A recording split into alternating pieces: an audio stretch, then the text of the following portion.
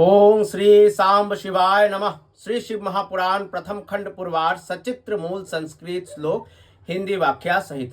नमस्कार, मैं रॉकी हिंदुस्तानी तेजपुर असम से। पिछले 4 महीने से मैं शिव पुराण की पाठ कर रहा हूँ। पहले के जो विद्वेश्वर संहिता है उसके कुछ 17 या 18 अध्याय मैंने पाठ किए थे, लेकिन यूट्यूब में नहीं है।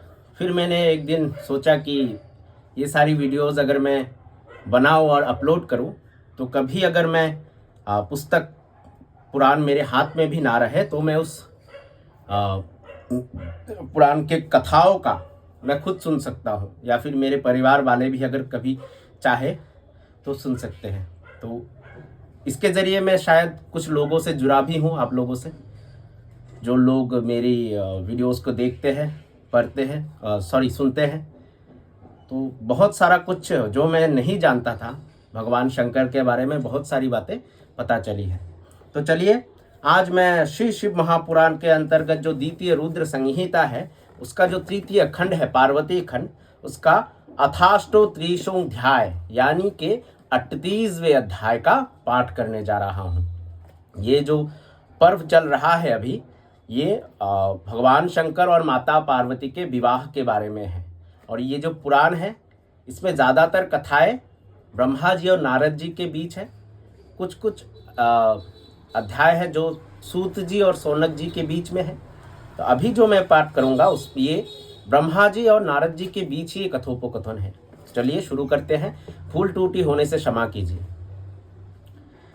हिमालय पूरी की सजावट विश्वकर्मा द्वारा दिव्य मंडप एवं देवताओं के निवास के लिए दिव्य लोकों का निर्माण करना। तो भगवान शंकर की शादी में हिमालय पुरी को, जो पार्वती माता के पिता है हिमालय, अपने घर को कैसे सजाए है विश्वकर्मा द्वारा, बड़े बड़े मंडप जहाँ शादी होगी और जो देवता अतिथिगण आएंगे, बाराती आएंगे, उनके लिए कैसा कैसा निवास के लिए उनके कैसी कैसी तैयारियां थी, इस बारे में पढ़े। ब्रह्मा जी बोले, हे मुनि सत्तम। इसके बाद हिमालय ने प्रसन्न होकर महोत्सव संपन्न अपने नगर को विचित्र प्रकार से सजाया। उन्होंने सभी मार्गों पर जल का छिड़काव कराया और सभी प्रकार की रिद्धि सिद्धि से नगर को अलंकृत कर प्रत्येक द्वार को केले के खंभे तथा मंगल द्रव्यों से सुसज्जित किया। आंगन में केले के खंभे लगवाए गए। रेशमी धागों में आम का पल्लव बांधकर बंधनवार, जिसमें मालती की माला बंधी हुई थी, लटकाया गया और उस आंगन को चारों दिशाओं में कल्याणकारी मंगल द्रव्यों से सुशोभित किया गया। पर्वतराज ने महाप्रभावशाली गर्गाचार्य के आज्ञानुसार अपनी कन्या के विवाह के निमित्त परम प्रसन्नता से युक्त हो सारी सामग्री तथा सभी प्रकार के मंगल द्रव्य एकत्रित किए। उन्होंने विश्वकर्मा को आदर पूर्वक बुलाकर विस्तृत मंडप तथा मनोहर वेदिका आदि का निर्माण कराया। हे देवर्षे, ये मंडप 10,000 योजन लंबा, अनेक लक्षणों से युक्त तथा अनेक आश्चर्यों से परिपूर्ण था। स्थावर चित्र की रचना जंगम के सदृश ही होने से वो मंडप चारों ओर अद्भुत पदार्थों से परिपूर्ण हो गया। स्थावर रचना से विशेष रूप से जंगम को तथा जंगम रचना ने स्थावर रचना को पराजित कर दिया था। जल की रचना से स्थल भूमि जीत ली गई। बड़े बड़े विशेषज्ञों को भी पता नहीं लगता कि कहाँ जल है और कहाँ स्थल है। कहीं पर कृत्रिम सिंह तथा सारसों की पंक्ति बनी हुई थी तथा कहीं अत्यंत मनोहर कृत्रिम मोर बने हुए थे। कहीं पुरुषों के साथ नाचती हुई स्त्रियों के चित्र बनाए गए थे। वे कृत्रिम स्त्रियां अपनी दृष्टि से देखते हुए पुरुषों को मानो मोह रही थी। इसी प्रकार हाथ में धनुष धारण किए मनोहर द्वारपाल स्थावर होकर भी जंगम के सदृश प्रतीत होते थे। क्षीर सागर से उत्पन्न हुई सर्वलक्षण युक्त साक्षात लक्ष्मी के समान अद्भुत कृत्रिम महालक्ष्मी दरवाजे पर बनाई गई थी।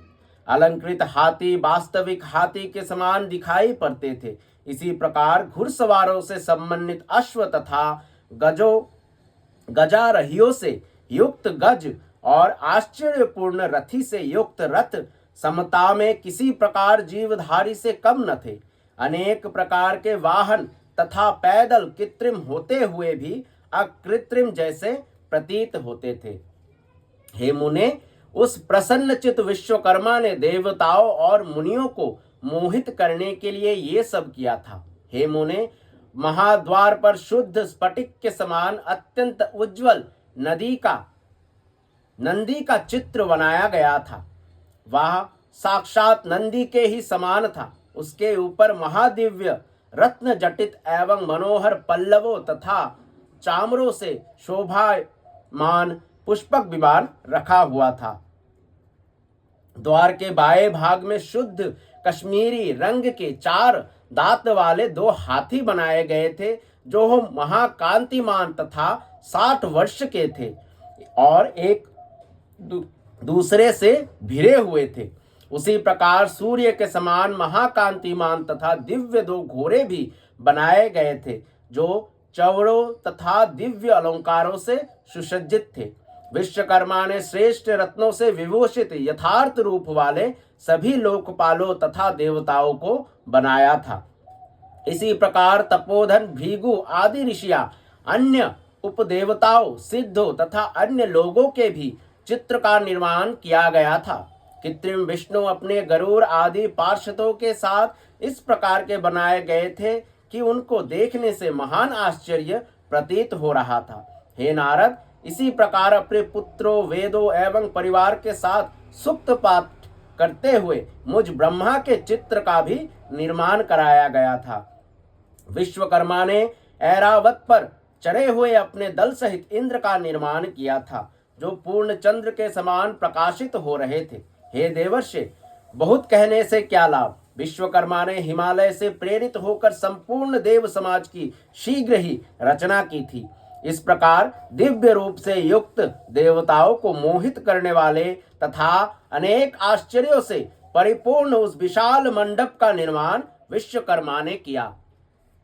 इसके अनंतर महाबुद्धिमान विश्वकर्मा ने हिमालय की आज्ञा पाकर देवताओं आदि के निवास के लिए यत्न पूर्वक उनके लोकों का रचना की।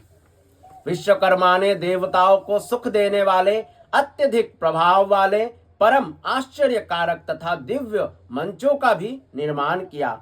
उन्होंने ब्रह्मा के निवास के लिए क्षण भर में परम दीप्ति से युक्त अद्भुत सत्य लोक की रचना कर डाली।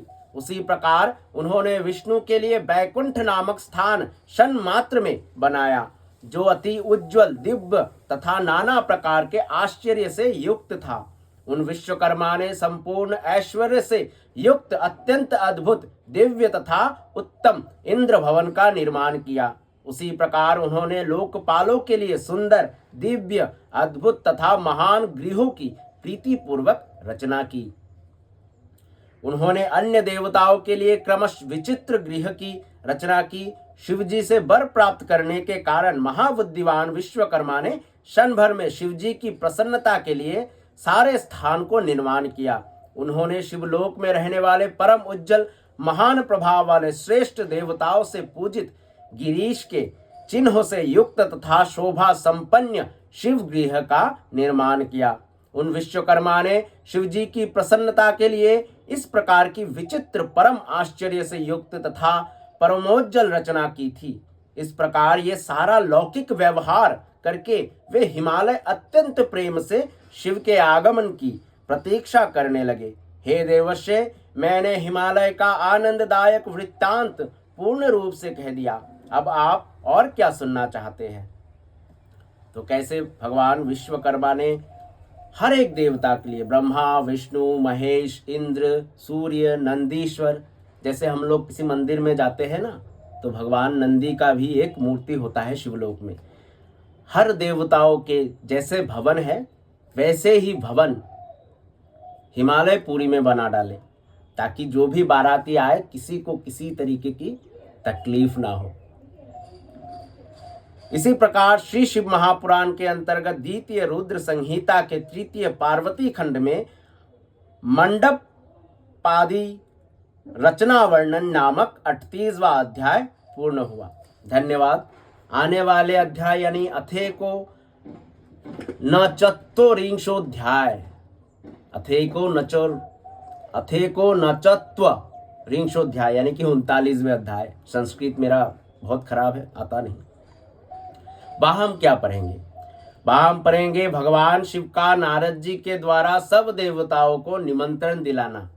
तो नारद जी भगवान शंकर के वो पार्थिव बने जिन्होंने सबको निमंत्रण भिजवाया कि भगवान शंकर की शादी में जाना है, बाराती बनना है। सबका आगमन तथा शिव का मंगलाचार एवं ग्रह पूजन आदि करके कैलाश से बाहर निकाल।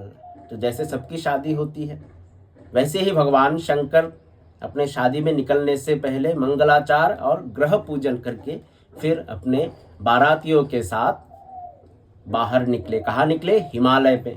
क्यों निकले? माता पार्वती से शादी करने, विवाह करने। तो बहुत ही अद्भुत अध्याय होने वाला है, बने रहिए मेरे साथ। और भूल त्रुटि हो किसी बात पे तो जो भी विज्ञ व्यक्ति है जिनको इन सब बातों का ज्ञान है वो मुझे अगर समझा सके तो बहुत अच्छा। मैं इन सब बातों को और जानना चाहता हूँ। अगर इस पुस्तक में भी, पुराण में भी कुछ बातें छूट गई हो, अगर कोई जाने तो मुझे बताइए। मुझे जानने की बहुत इच्छा है। धन्यवाद। सांब सदाशिव सांब, सदाशिव सांब, सदाशिव सांब, सदाशिव सांब, सदाशिव हरि शंभु।